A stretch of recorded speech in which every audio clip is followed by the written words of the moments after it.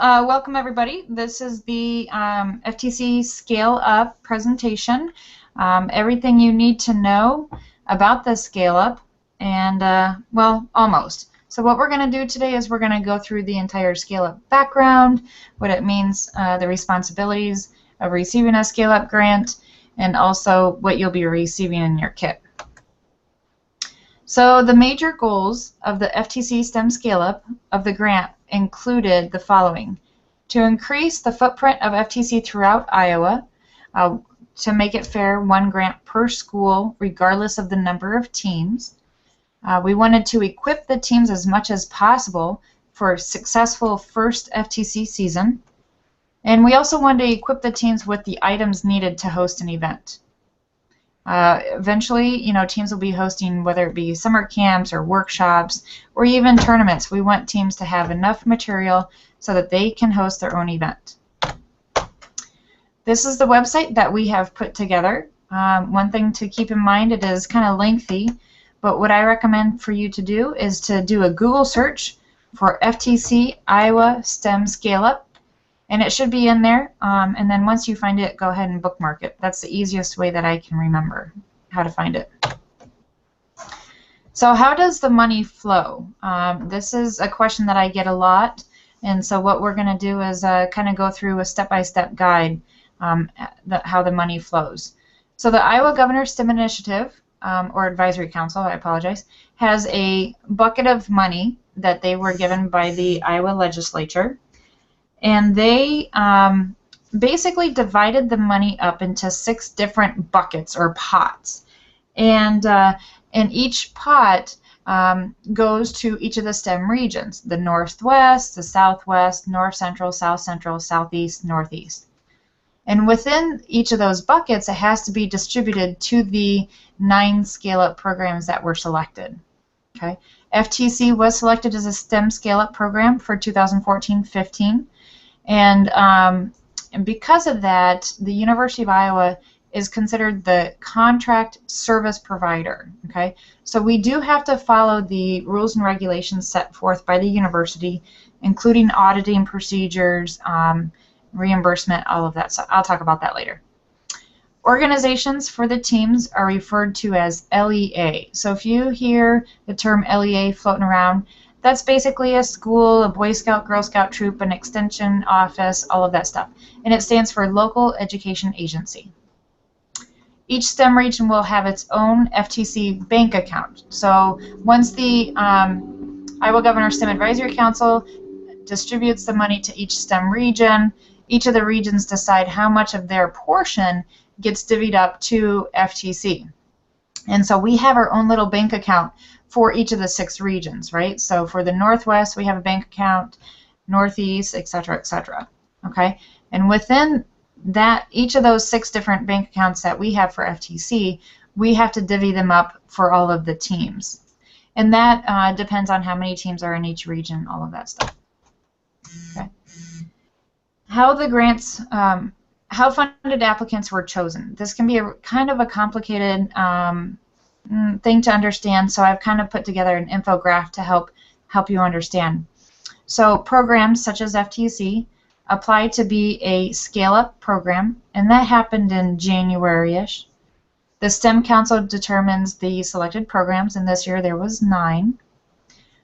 Once they have been selected, the programs are promoted to all schools and LEAs throughout Iowa, so extension clubs and museums and all of that stuff. The LEAs then have to apply through the state for one or more of the STEM Scale-Up programs. And the deadline for that was May 4th of 2014. Each STEM region determined which of the LEAs in their area they were going to fund. And then the STEM regions work with FTC, determine the funding level, whether it be a returning or a rookie funding level. The service providers, so FTC, we now work with the newly funded LEAs, so the newly funded schools, to implement FTC. The dollars are spent, and the students and teachers are STEM-tastic. They're so happy that they got the funding to be able to do a great program. So how do the teams receive the FTC items? A majority of the items will be distributed through kits, and these are prepackaged materials, and I'll talk about those more later. In each of the kits, it is identical equipment. So all of the rookie teams get certain equipment, all of the returning teams get certain equipment. Teams will not be able to add or subtract items. And then once you receive your bin and the equipment, label everything.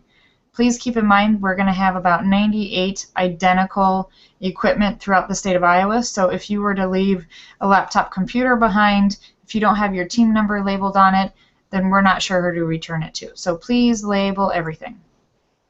Bins will be hand distributed to the teams at the PD. If your coach or if your coach does not show up to PD that they were scheduled to, you will not be receiving the bins. We cannot ship these bins because of the weight. They are very heavy, and so we will be hand delivering them to each of the teams during the PDs.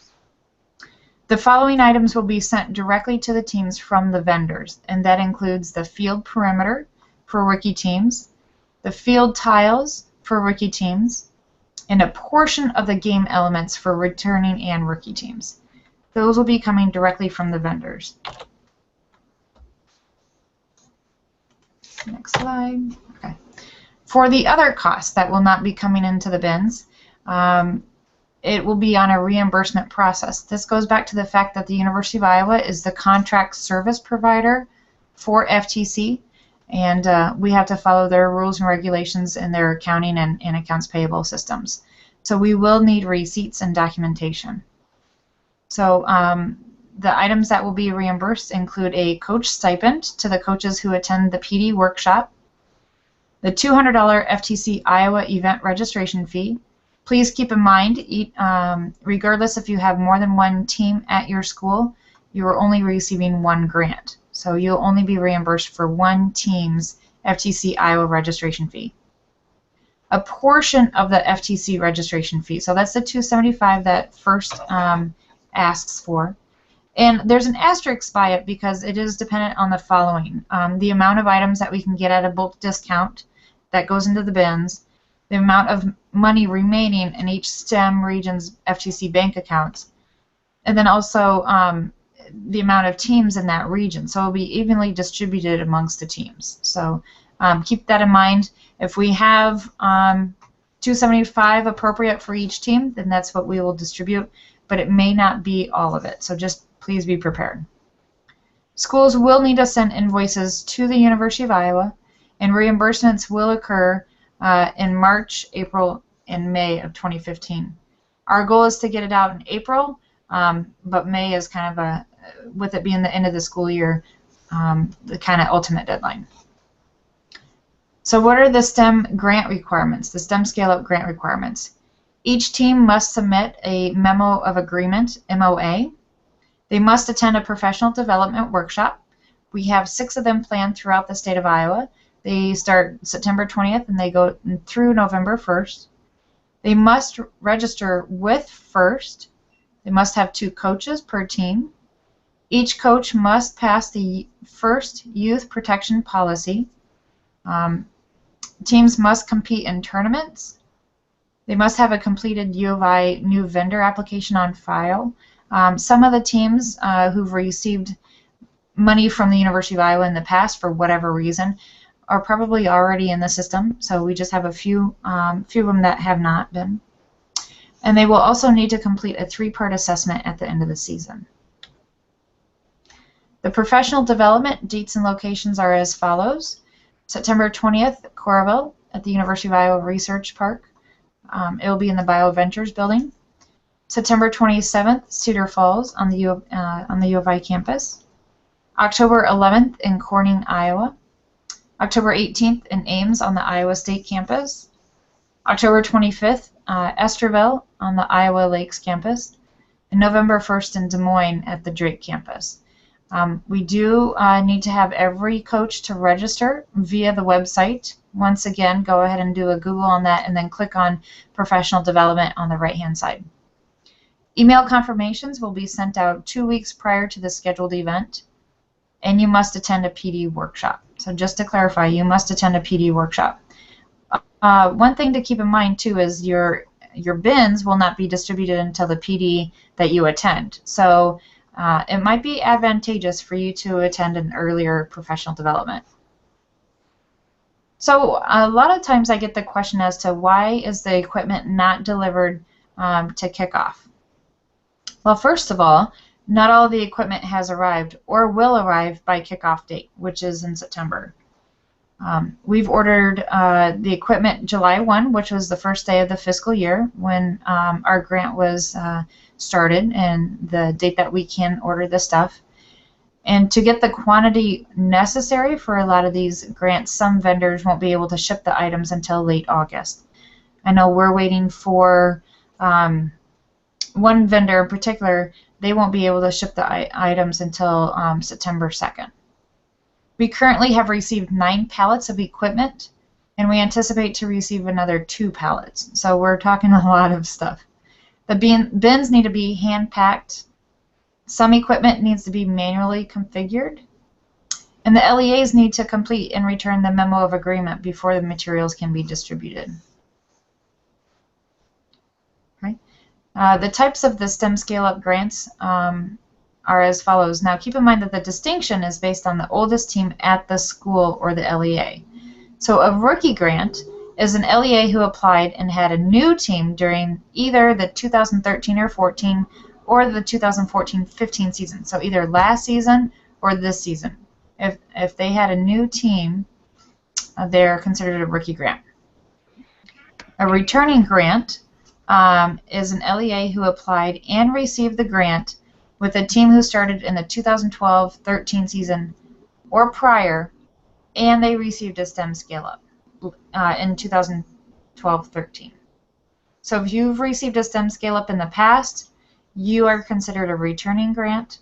If you have not received a STEM Scale-Up, more than likely you're considered a rookie grant. Okay, the items that are included on the returning team, once again, the teams have the perimeter and tiles. They have a laptop, they have a router, and they have controllers. The items that will be in the bins for the returning teams include tools, various hex keys, measuring tapes, a rubber mallet, needle nose pliers, zip ties, etc. Some FTC swag, a shirt, a non-powered USB hub, safety glasses, etc. 4 controllers, a powered USB hub, a gaffer's tape. You'll get 2 storage blue bins. You'll get various Lego motors and high-technic sensors. And you'll get a binder with various guides. Once again, this information you can find on the website that we put together, and that's listed down below. The items for the rookie team include the field perimeter and tiles will be shipped directly from the vendor. A portion of the FTC game elements for 2014-15 will be sent directly to the teams. And the bins will include the laptop, a mouse, a laptop bag, speakers, monitor, and a printer. A configured router, 8 controllers, frosted crates, power strips, flash drives, and gaffer's tape. Various tools, some FTC swag. You will receive 3 storage blue bins, Lego motors, high-technic sensors, IR beacons, etc. You'll get a binder with information in it, and you'll be able to find a complete list of this located on that website. Please remember, once you receive the bins and your equipment, to label everything. As I said in the past, or a few minutes ago, there will be 98 teams with identical equipment throughout the state of Iowa.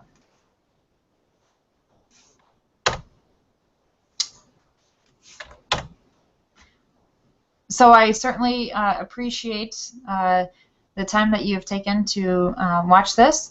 If you have any additional questions, please do not hesitate to send a question to ftc.iowa.edu. I'm sorry, ftc.iowa@gmail.com. I apologize. Multitasking here. So ftc.iowa@gmail.com, and I look forward to answering your questions. All right, thank you.